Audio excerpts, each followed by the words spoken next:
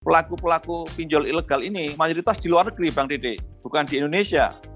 Ya, bagaimana mau menjerat mereka yang ada di luar negeri? Oh, begitu. Ya, jadi mereka di Indonesia hanya tadi Iya.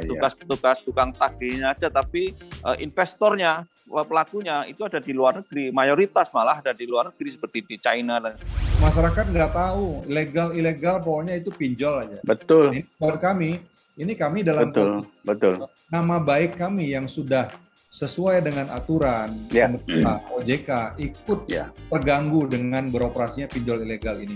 Jadi memang harus ada concern yang lebih ekstra dari pemerintah bagaimana caranya supaya masalah yang dialami oleh masyarakat ini dari pinjol ilegal ini harus segera kita hentikan. Saya pernah menerima pengaduan dari seorang perempuan ya, nunggak, bahasa gampangnya nunggak utang, kemudian data pribadinya itu berupa foto pribadi yang kebetulan berbaju seksi lah gitu, intinya gitu. Si lender atau si peminjam ini, si pinjol ini mengatakan, kamu kalau nggak mengembalikan utang kamu sekarang, maka foto kamu akan saya sebar.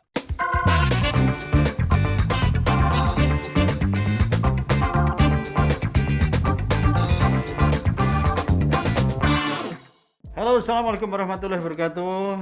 Kembali lagi guys, semoga tetap sehat ya. Oke, ya kita masih harus hidup bersama dengan kondisi pandemi ini, di mana kita sudah melewati lebih dari 1,5 tahun. Salah satu faktor yang paling mengena bagi masyarakat tentunya adalah masalah ekonomi. Ada yang mengatakan ekonominya merosot, ada yang mengatakan bahkan sudah tidak punya apa-apa lagi selain apa yang ada di rumah untuk dijual, sehingga harus melakukan sesuatu. Nah, dari sinilah saya ingin berbicara tentang bagaimana masyarakat mencoba untuk mensiasati caranya bertahan hidup. Apa itu? Mencari pinjaman. Dan ketika mencari pinjaman, bisa minjam kepada orang tua, mertua, saudara, teman. Tapi ternyata yang lagi marak dan yang menjadi menarik sekali adalah pinjol atau pinjaman online. Ada yang pernah merasakannya? Nah, saya ingin berbicara sedikit tentang pinjaman online yang ternyata lebih banyak meresahkan masyarakat daripada memberikan keuntungan. Kita lihat di sini. Dari kompas.com, waspada pinjol ilegal di tengah pandemi. Ternyata pinjol ilegal, sebetulnya fintech peer-to-peer atau P2P ini telah memberikan sesuatu hal yang sangat meresahkan. Karena apa? Bukan hanya kerugian finansial, tapi juga berpotensi memberikan efek domino yang memicu masyarakat melakukan tindakan kriminal. Kok tindakan kriminal? Begini, pinjemnya cuma 2 juta, tapi dia harus ngembalin 20 juta. Apa akibatnya? Akhirnya terpaksa dia melakukan hal-hal yang kriminal. Ya, Direktur Cyber Badan Reserse Kriminal Bareskrim Polri mengatakan bahwa saat ini semakin marak pinjol ilegal yang bermunculan, terlebih di tengah kondisi pandemi COVID-19.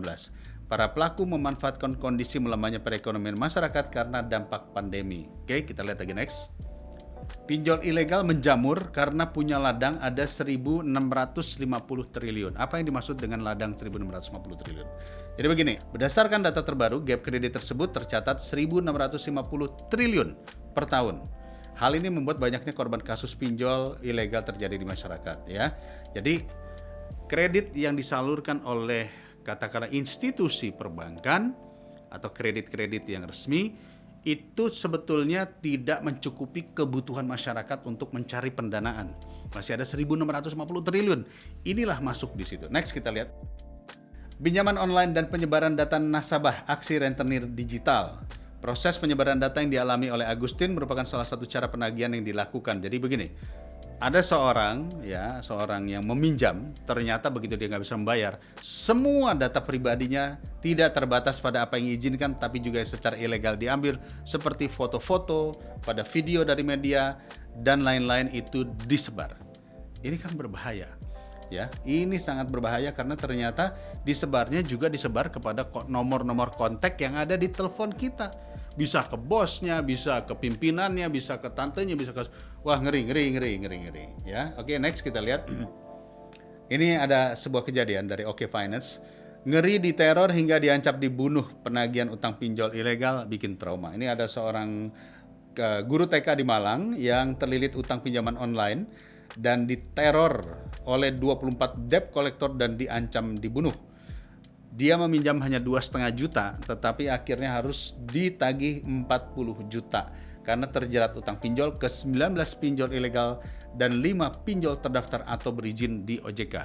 Oke, ya. Jadi masalah soal pemahaman peminjam terhadap literasi digital juga menjadi penting. Artinya, gimana sih sebetulnya cara meminjam online yang baik dan benar? Nah, nanti saya akan menghubungi kawan-kawan yang tadi sudah saya katakan. Kita akan tanya kepada mereka gimana cara membedakannya dan gimana cara meminjam yang baik. Oke, kita lihat dulu data-data berikut ini.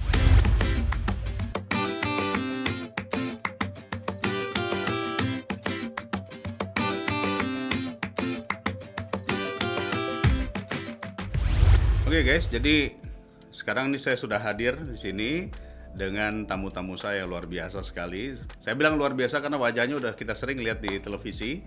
Itu pasti berbicara tentang hal-hal isu-isu yang sangat krusial bagi masyarakat.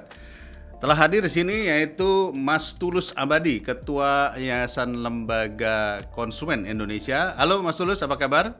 Ya, halo. Baik, alhamdulillah Pak Dede Yusuf. Terima kasih diundang di acara Bang Dede Yusuf yang sangat keren ini saya kira ya. Alhamdulillah, terima kasih Mas Tulus. Ini saya lihat selama PPKM tambah gemuk aja nih, kelihatannya banyak di rumah ini. Ya, mau nggak mau gitu kan. Paling pagi-pagi kita mau tidak mau ya. Sebentar, ya. Dan juga saya juga sudah bersama, ini saya nggak nyangka ternyata kita barengan sama-sama di satu organisasi, yaitu dari Direktur Eksekutif Asosiasi Fintech Pendanaan Bersama Indonesia. Assalamualaikum Kang Kus. Waalaikumsalam Kang Dede, sehat-sehat selalu. Sehat-sehat dan sukses. Sukses juga untuk Alhamdulillah ini. Iya, amin. Beliau ini pasti paham sekali tentang urusan pinjam meminjam secara online. Baik Kang Kus dan juga Mas Tulus ya, kita paham bahwa masalah fintech atau pinjol ini orang masih rancu. Fintech, pinjol, pinjaman online ya. Waktu itu saya berbicara dengan kawan saya juga, ada yang mengatakan pinjol itu bagian dari fintech, tetapi bukan melulu fintech itu adalah pinjol. Mungkin sedikit saja sebelum penjelasan kepada Kang Kus, apa sih bedanya fintech sama pinjol? Oh ya, siap Kang Dede. Kalau fintech kan ini singkatan dari financial technology. Ini adalah bahasa teknis, ini adalah bahasa akademik. Nah, kemudian di masyarakat mengenalnya adalah berdasarkan experience. Masyarakat mengenalnya dengan namanya pinjaman online. Kenapa? Karena bisa pinjam uang hanya dengan pencet-pencet aplikasi, hanya dengan akses di website. Dan muncullah pinjaman online, dan ini juga persamaan juga, ada namanya belanja online, ada pinjam online, ya kan? Kalau belanja online itu platformnya adalah pasar, jual beli, trading. Kalau fintech atau pinjaman online adalah basisnya adalah keuangan. Sama juga. Jadi kita kalau ada pasar, ada bank gitu ya. Begitu kurang lebih. Nah, secara teknis ada juga istilahnya layanan pinjam-pinjam uang berbasis teknologi informasi. Itu adalah basis istilah dari regulasi. Regulator itu adalah layanan pinjam uang berbasis teknologi informasi. Di Cina namanya adalah internet loan, pinjaman internet, ya, pinjaman internet. Kalau di Indonesia namanya pinjaman online. Nah, ini sama sebenarnya yang dimaksud dengan pinjaman online oleh masyarakat. Ini adalah layanan pinjam uang berbasis teknologi informasi atau fintech lending kalau bahasanya. Ini bahasanya banyak sekali ini Kang Dede. Jadi memang ini tantangan juga. Jadi dari regulator, dari kami sendiri, teknisnya adalah ini fintech pendanaan. Masyarakat lidahnya udah biasa dengan ini pinjol. Oke. Baik, Mas Tulus, tentu Mas Tulus mendapatkan pengaduan-pengaduan yang sifatnya boleh dikatakan beragam ya. Yang saya pernah dengar itu ada seorang guru yang minjemnya cuma berapa ya? Cuma 2 juta atau 4 juta. Tapi kemudian membayarnya harus 40 juta karena aplikasinya begitu banyak. Apa itu pengalaman seperti itu? Gimana Mas Tulus?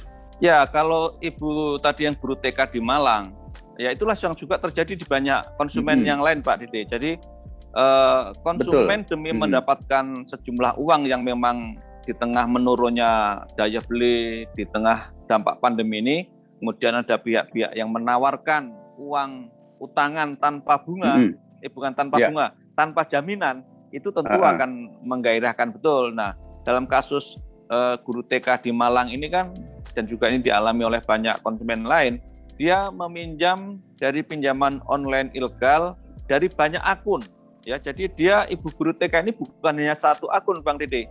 Jadi dia meminjam dari 24 akun, rata-rata sebenarnya kecil saja, antara 500.000, 1 juta, 2 juta. Tetapi karena ini pinjol ilegal, itu bunganya, baik bunga harian maupun denda harian, itu menjadi sangat tinggi. Jadi kalau hutangnya tadi katakanlah 500.000, itu bisa melambung menjadi 5 juta yang dia harus kembalikan. Nah, beda kalau misalnya pinjaman online yang legal. Yang legal kalau saya baca aturannya, dan nanti bisa dipertegas oleh Pak Kus, kalau kita pinjam 500.000 ya paling tinggi yang harus kita kembalikan adalah 1 juta rupiah, karena 100% dari yang ditentukan oleh OJK. Tapi kalau yang ilegal ini ya semaunya saja, ya, baik dendanya bunga harian maupun denda harian. Jadi itu yang mencekik seorang guru TK di Malang, ataupun konsumen-konsumen yang lain yang waktu itu di Mampang ada yang sampai bunuh diri, ya, supir taksi, ya, dan juga perceraian, PHK dan segala macam karena seperti itu. Jadi yang tidak disadari konsumen adalah ketika dia berinteraksi dengan pinjol ilegal ataupun pinjol legal sekalipun, seolah-olah memang utang piutang ini menyenangkan karena tidak ada jaminan. Itu yang kemudian konsumen tergiur, tidak ada jaminan. Siapa sih yang selama ini kan kalau kita interaksi dengan bank atau lembaga mikro keuangan kan selalu ada jaminan, dan itu yang menyebabkan literasi kita rendah. Nah, dengan adanya pinjol ini tanpa jaminan, kita bisa utang. Nah, tetapi konsumen tidak sadar bahwa yang dijaminkan adalah data pribadi kita. Data pribadi konsumen itu menjadi jaminan. Apakah itu nomor telepon, alamat email, nomor rumah, dan lain-lain, yang tidak sadar bahkan foto, video yang ada di handphone kita itu dijaminkan kalau itu yang pinjol ilegal. Jadi kita nggak boleh main-main itu. Tapi seringnya kita nggak sadar bahwa ketika kita interaksi dengan pinjol ilegal, seluruh foto data dan video yang ada itu di bisa handphone disedot kita, gitu? itu akan disadap oleh mereka, dan nanti itu yang menjadi pressure bagi lender untuk menekan konsumen kalau konsumen tidak mematuhi kewajibannya, misalnya terlambat di dalam mengembalikan utangnya. Saya pernah menerima pengaduan dari seorang perempuan, ya, nunggak, bahasa gampangnya nunggak utang, kemudian data pribadinya itu berupa foto pribadi yang kebetulan berbaju seksi lah gitu, intinya gitu. Si lender atau si peminjam ini, si pinjol ini mengatakan, kamu kalau nggak mengembalikan utang kamu sekarang, maka foto kamu akan saya sebar. Bahkan sebagian sudah disebar ke mitra-mitra konsumen itu. Nah, ini yang kemudian konsumen tentu sangat panik, tertekan dan segala macam karena ada hal-hal privasi yang tidak disadari diambil gitu. Ya, Mas, baik, Mas Kang Kus, ini tiba-tiba saya jadi tertarik ini. Foto-foto kita, apakah yang seksi, apa yang personal itu, apa bisa disadap langsung pada saat kita meminjam? Apakah ada perjanjian atau kemudian dia memasukkan apalah virus atau aplikasi sehingga semua data bisa tersadap? Kang Kus, ini gimana itu mekanismenya itu? Kita jadi ngeri-ngeri sedap juga ini. Ya, memang betul sekali. Masyarakat belum tahu.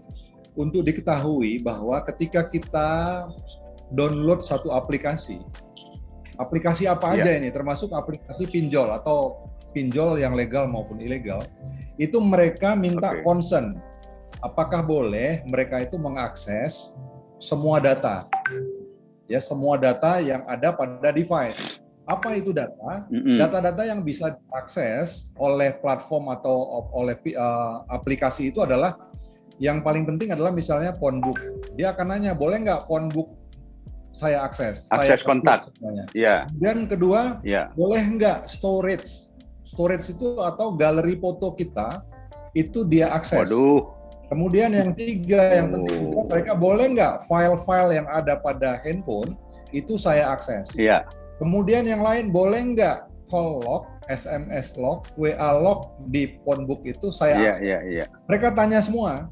Ketika kita yes, maka semua data yang ada pada device kita itu bisa langsung di-upload, disedot ke server mereka. Nah, disinilah kuncinya. Bedanya kalau pinjol yang legal, kami hanya boleh mengakses 3 nih Kang Dede. Kami hanya boleh mengakses 1 kamera, mikrofon, location. Jadi kami hanya boleh 3 itu aja, kamera, mikrofon, location.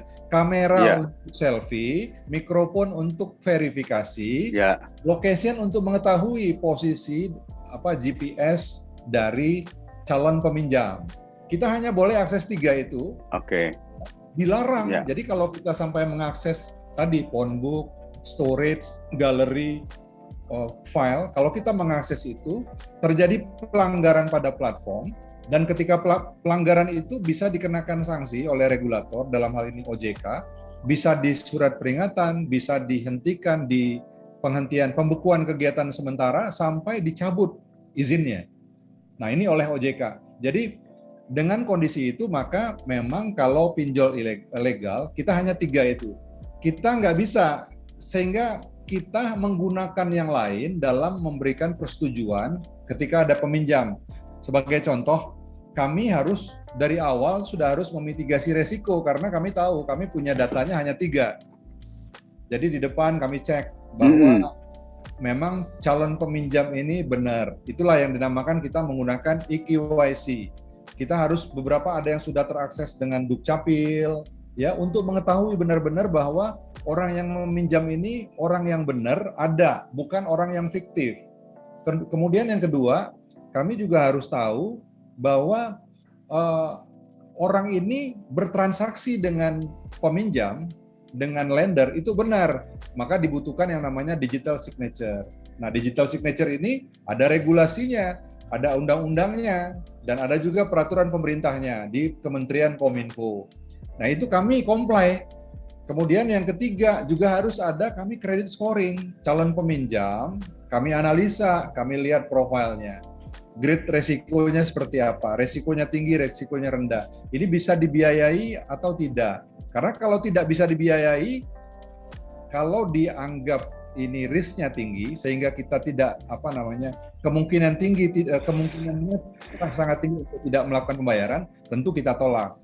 Nah, problemnya adalah ada pinjol ilegal. Nggak perlu tadi tuh, yang nggak perlu KYC, yang nggak perlu digital signature. Kenapa? Karena dia sudah pegang semua data yang disampaikan oleh Pak Tulus tadi, ya.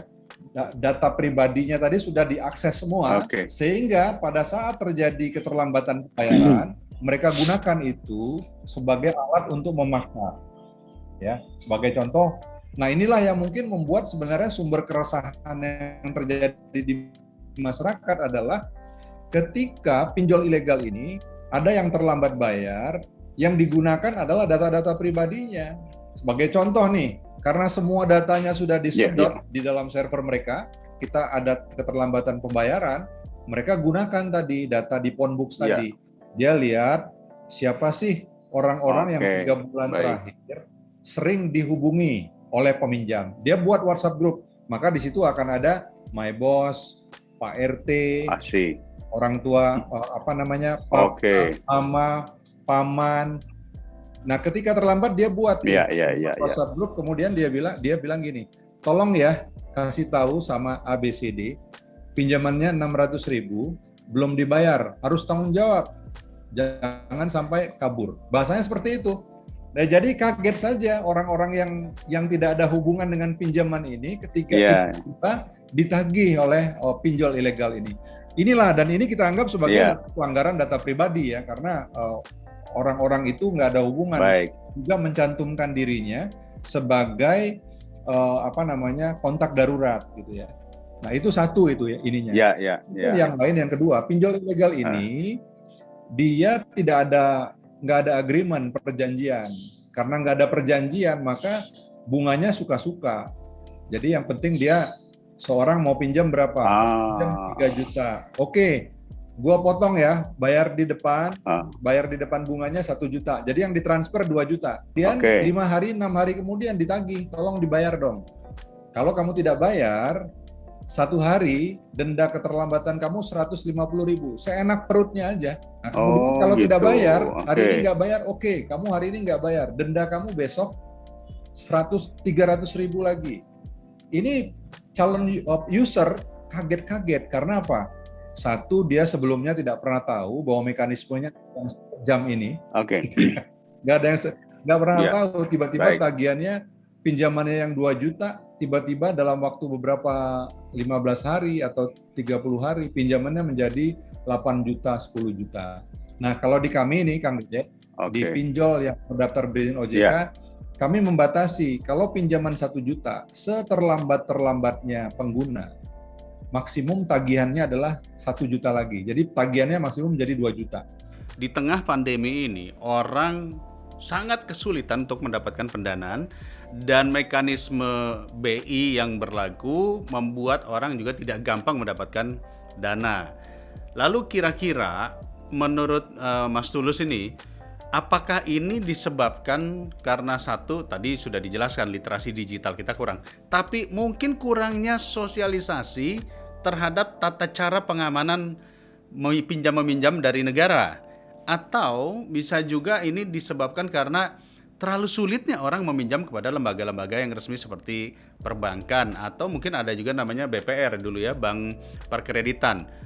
Di mana sih sisi bolongnya ini, Mas Tulus? Nah, pinjaman online ilegal ini kan sebenarnya penumpang gelap di dalam ekonomi digital yang tidak diperhitungkan oleh pemerintah, oleh pelaku, sehingga efeknya sangat merisaukan kita semua. Nah, kalau soal susahnya kredit dan segala macam, itu betul di satu sisi itu menjadi sebuah kendala tersendiri, tapi ini juga ke depan salah satu profesi atau salah satu pekerjaan yang nanti akan, kalau saya baca ya, itu akan mati, itu adalah perbankan. Bankir-bankir ini nanti akan mati, akan kolaps karena kalah dengan fintech. Ya, karena kalau dia tidak bekerja sama atau tidak merespon dengan adanya fintech ini, ya sekarang semua bank-bank besar itu akhirnya mau nggak mau berkolaborasi dengan industri fintech, karena kalau tidak dia akan tergerus perannya. Karena ini sebuah kalau bahasanya Profesor Renat Kasali itu apa? Disruption ya, ini disruption di ekonomi ya. Kalau enggak nanti dia akan disrupsi. Nah, ini yang saya kira menjadi sangat mengkhawatirkan, tapi sebuah keniscayaan. Solusi ke depannya itu bukan soal law enforcement, bukan soal pemblokiran, karena sekarang OJK dan Satgas Investasi misalnya sudah memblokir 3.000 lebih terhadap pinjaman online ilegal ini. Nah, tapi sehari ini diblokir, nanti muncul dengan nama yang lain, jumlahnya lebih banyak dan seterusnya. Nah, itu yang kemudian seperti main peta umpet saja. Nah, kemudian ataupun lewat polisi menggerebek pinjaman-pinjaman online yang ada di Indonesia. Nah, lagi-lagi ini juga polisi kita di satu sisi kita apresiasi, tapi di sisi lain pelaku-pelaku pinjol ilegal ini mayoritas di luar negeri, Bang Dede, bukan di Indonesia. Ya, bagaimana mau menjerat mereka yang ada di luar negeri? Oh, begitu. Ya, jadi mereka di Indonesia hanya petugas-petugas tukang tagihnya aja, tapi investornya, pelakunya itu ada di luar negeri, mayoritas malah ada di luar negeri seperti di China dan segala macam. Ini kan awal mulanya muncul di China ya, kemudian bergulir ke seluruh dunia khususnya Indonesia. Jadi yang utama bagaimana mengatasi ini sebenarnya meningkatkan literasi masyarakat. Ya, itu yang sebenarnya juga sangat berat pekerjaannya, karena kalau tidak penyakit ini akan semakin meluas ya, dan menjadi penumpang gelap di dalam industri fintech gitu. Saya kira itu. Ya, ini menarik sekali nih, Kang Gus. Bagaimana cara membedakan antara pinjol yang benar, yang legal, dengan pinjol yang tidak legal? Membedakan pinjol ilegal dengan pinjol yang terdaftar berizin OJK. Pertama, harus melakukan keterbukaan informasi. Dia harus jelaskan bahwa tentang berapa pinjaman yang sudah dia salurkan. Kemudian ada berapa borrower peminjam yang sudah dilayani. Kemudian berapa repayment rate atau kesuksesan bayar dari peminjam. Itu harus ada. Kemudian juga harus dari platform yang terdaftar berizin OJK ini, kita juga harus publikasi siapa direksi kita, siapa komisaris. Supaya apa? Supaya masyarakat tahu dan masyarakat trust bahwa ini memang mau berbisnis dengan cara dengan sesuai dengan comply dengan aturan yang berlaku di Indonesia, terutama dengan aturan yang OJK. Nah, kalau yang ilegal tentu dia tidak alamatnya juga nggak jelas. Ya, alamatnya kalaupun ada alamat, kalau dicek di telepon di sana dia nggak akan ada. Tapi kalau platform yang terdaftar, kalau kita lihat dia harus ada alamat dan alamat ini sudah disurvei oleh OJK dan juga asosiasi bahwa alamat mereka benar dan mereka harus ada telepon dan juga harus ada channel pengaduan konsumen. Ini salah satu. Kalau yang ilegal dia nggak punya. Terus yang kedua, kalau yang ilegal menawarkan pinjamannya itu melalui SMS, long SMS, ya, long masking istilahnya. Jadi long masking itu cuma nomor aja, nggak ada nama perusahaan. Nah, kalau di kita anggota pinjol yang legal, kita dilarang menawarkan pinjaman langsung kepada user yang belum register di platform. Kemudian yang ketiga, kalau pinjol ilegal tentunya bunganya sangat tinggi. Bunganya sangat tinggi dan tidak ada keterbukaan informasi tentang berapa bunga layanan. Berapa bunga layanan yang akan dikenakan. Itu kalau pinjol ilegal. Kalau yang legal, kita harus ada keterbukaan informasi, ya, dan kita juga harus ada proses menjelaskan tentang berapa biaya, berapa bunga. Itu harus ada. Dan kita dibatasi, kita punya maksimum pengenaan biaya, ya, itu ditetapkan oleh asosiasi dan diketahui oleh OJK. Kalau di kami udah jelas pinjaman 1 juta maksimum dikembalikan itu 2 juta. Kalau ada yang lebih dari itu ilegal. Karena kalau yang legal itu pinjam 1 juta dikembalikan sampai 3 juta, itu bisa diadukan ke asosiasi. Kami punya channel pengaduan @afpi.or.id. Di situ pengguna bisa mengadukan jika ada platform yang mengenakan bunga tinggi dan akan dikenakan sanksi yang sangat berat. Dan sanksinya itu diterapkan ataupun diputuskan oleh kami memiliki komite etika yang terdiri dari lawyer dan kalangan akademisi yang independen. Ya, Kang Kus, saya tertarik. Tadi katanya kalau ada yang seperti itu laporkan kepada kami. Ya, laporkan kepada kami berarti kepada asosiasi. Lalu kita akan memberikan hukuman. Pertanyaannya adalah, menghukumnya bagaimana kalau mereka bukan anggota? Iya, jadi ini Kang Dede, memang kami nggak bisa capai, ini harus diadukan ke polisi. Diadukan ke polisi, dan polisi kemudian nanti akan proses. Bisa diadukan melalui pelanggaran Undang-Undang ITE, atau pelanggaran pidana umum gitu ya. Ini yang dilaporkan dan diproses di kepolisian. Begitu Kang. Baik, dikit lagi. Rata-rata pinjaman orang yang masuk ke asosiasinya Kang Kus ini pinjaman online, rata-rata tuh pinjamnya berapaan sih? Dan perputarannya sudah berapa banyak? Perputaran orang pinjam-meminjam itu, Kang Kus? Kita sudah menyalurkan 2.220 triliun. Dan tahun lalu itu adalah rekor kita tertinggi. Jadi walaupun dalam masa pandemi itu rekor pencairan pendanaan dari fintech itu tertinggi 74 triliun tahun lalu saja. Dan tahun juga di masa pandemi kami yakin pinjol ini anggota kami itu akan disburse kepada masyarakat itu lebih dari 100 triliun. Jadi ada peningkatan walaupun di kondisi pandemi. Nah inilah memang, tapi kami juga ingin menyampaikan pada kesempatan ini bahwa pinjaman di kita itu juga kebanyakan sebenarnya banyak untuk pinjaman mendukung usaha kecil, mikro. Cuma usaha mikro ini boleh dibilang case-nya kurang, jadi mungkin nggak terlalu dikenal, tapi manfaatnya sudah banyak dinikmati oleh masyarakat, ya kan? Masyarakat lebih banyak kita ini Kang kami ini merasa ikut tercemar dengan perilaku pinjol ilegal ini. Pinjol ilegal yang kasar dan lain-lain, masyarakat kebetulan seperti yang disampaikan oleh Pak Tulus, masyarakat nggak tahu ilegal pokoknya itu pinjol aja. Betul. Ini buat kami, ini kami dalam nama baik kami yang sudah sesuai dengan aturan pemerintah OJK ikut terganggu dengan beroperasinya pinjol ilegal ini. Jadi memang harus ada concern yang lebih ekstra dari pemerintah bagaimana caranya supaya masalah yang dialami oleh masyarakat ini dari pinjol ilegal ini harus segera kita hentikan. Terutama dari sisi gali lubang tutup lubang. Jadi masyarakat kita ini sangat punya ruang untuk melakukan gali lubang tutup lubang di pinjol ilegal. Karena kalau di kami, di pinjol terdapat, kami punya yang namanya fintech data center. Di fintech data center itu semua peminjam datanya ada di sana. Data peminjam yang baik, data peminjam yang ada di sana. Baik, Mas Tulus.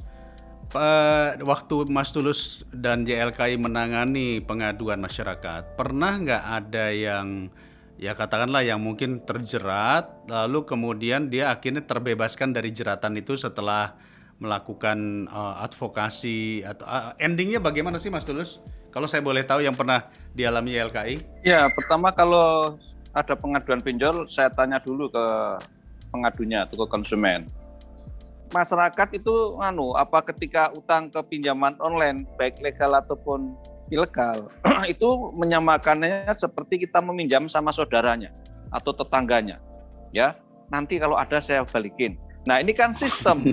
Atau kedua saya bilang lapor polisi. Ya. Berani nggak lapor polisi? Walaupun saya yakin polisi nggak akan 90% nggak akan follow up itu.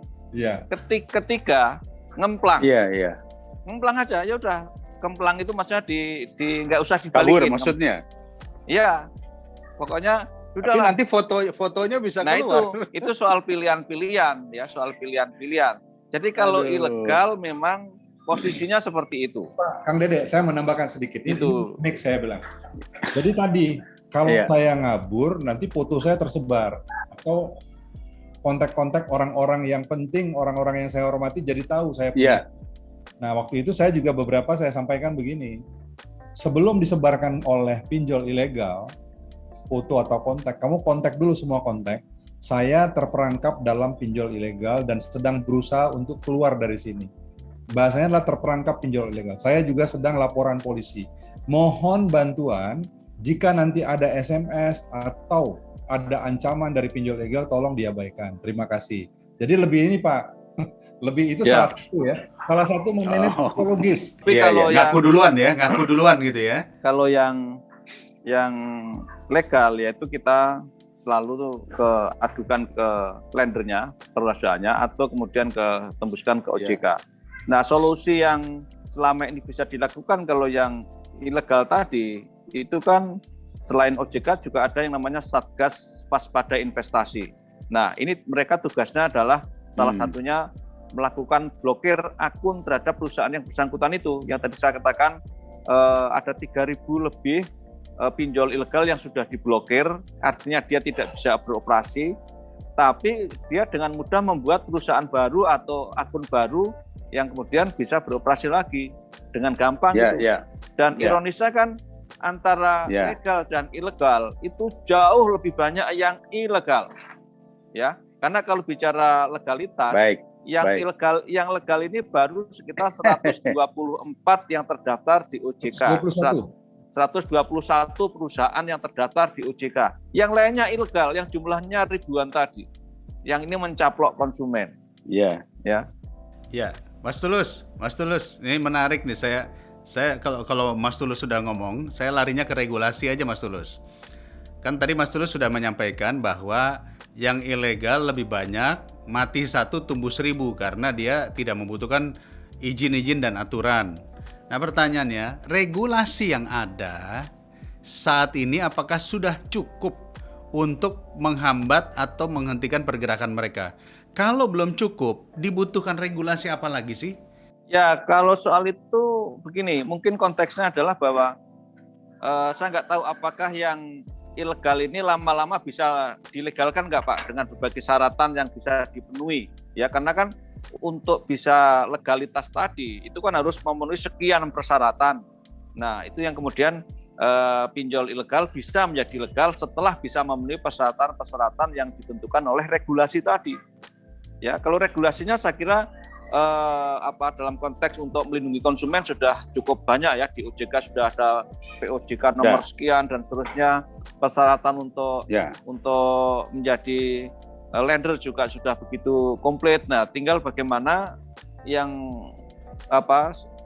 problematiknya adalah tadi bagaimana mengamankan yang ilegal ini di satu sisi, dan di sisi lain meningkatkan literasi masyarakat terhadap pinjol ilegal ini. Sebenarnya syaratnya satu, tadi yang disebut sekian ada persyaratan yang banyak tadi, syaratnya itu yang utama dan pertama, konsumen harus mencek apakah itu terdaftar di OJK atau tidak.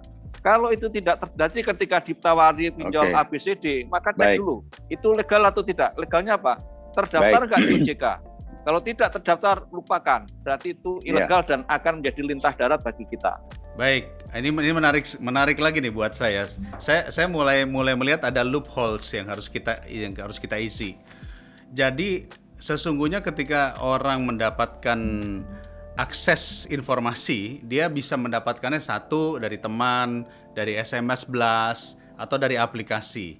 Nah, dulu ketika awal mulanya saya berbicara dengan Badan POM waktu banyaknya maraknya obat palsu, ilegal, kita membuat yang namanya cek klik.